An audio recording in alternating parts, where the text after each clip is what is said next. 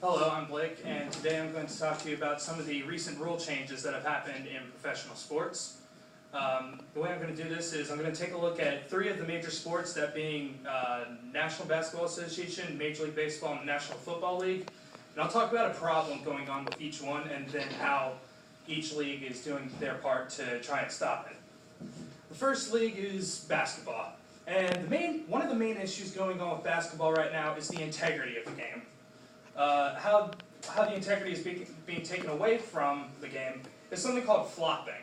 For those who don't know, flopping is basically a term that was used whenever players try to sell a foul so that they can get a couple shots. Like if someone accidentally bumps into them, a player just taps them, they just flail their arms wildly or just fall to the ground, like completely acting to try and sell a foul so they can get a couple shots. Now this is taking away from the game not only because they're getting those 2 free shots, which they haven't really earned, but it's also slowing down the pace of the game, as in refs have to either take a look at the replay and see whether or not it was real, and so fans start to get disappointed. So what the NBA decided to do was they implemented a fine system. Now, for the first violation, you only get a warning. You don't have to pay any money. Every violation afterwards, they start increasing in increments of $5,000, for $5,000 being your next offense, $10,000 after that, and so on. Until eventually you reach 5 offenses, you get $30,000 fine and possible suspension.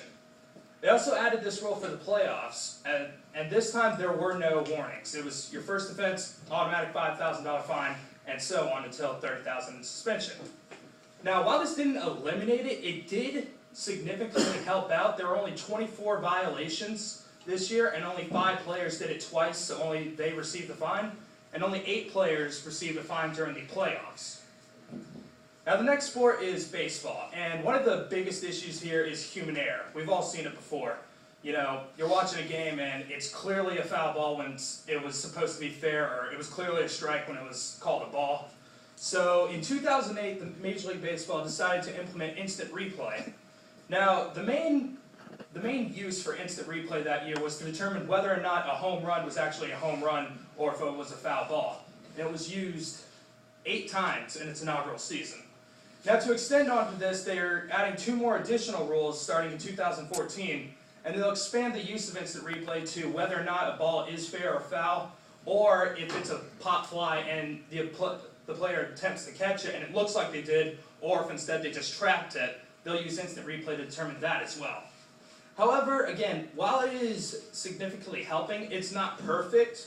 The most recent mess-up is on May 8th. It was a game in Oakland where one of the players hit what was a game-tying home run. However, when they looked at it, replay showed that it was clearly not a home run and that it was a double. However, the umpires still managed to mess it up, and they did call it a home run, which drew a lot of speculation.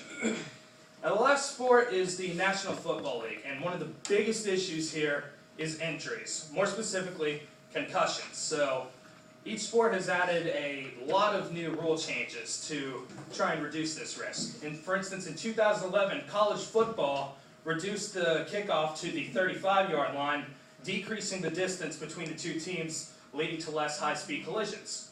Also a new rule in 2012, players are not allowed to lead with the crown of their helmet anymore when trying to drive past the line. Also, the newest rule that was implemented this year is whenever a player's helmet is removed, the play is officially whistled dead. You can't do anything else afterwards. Now again, this isn't a very popular idea with either players or fans. For those of you who saw the Georgia-South Carolina game, the Georgia running back had his helmet taken off, but he still could have kept running, and it clearly would have been a touchdown. However, according to the new rule, the whistle had to be blown and the play had to be called dead, which Georgia fans disliked. In fact, the NFL has recently reached a tentative for $765 million given out to 18,000 former players to help compensate for their injuries and paying hospital bills, compensation, luxuries, that sort of thing. So these are just some of the ways that these sports are trying to reduce the factors that are taking away from the game. Now, whether or not they're working or not working, or they're popular or not popular, it's still a way that each league is trying to take a step in the right direction. Thank you.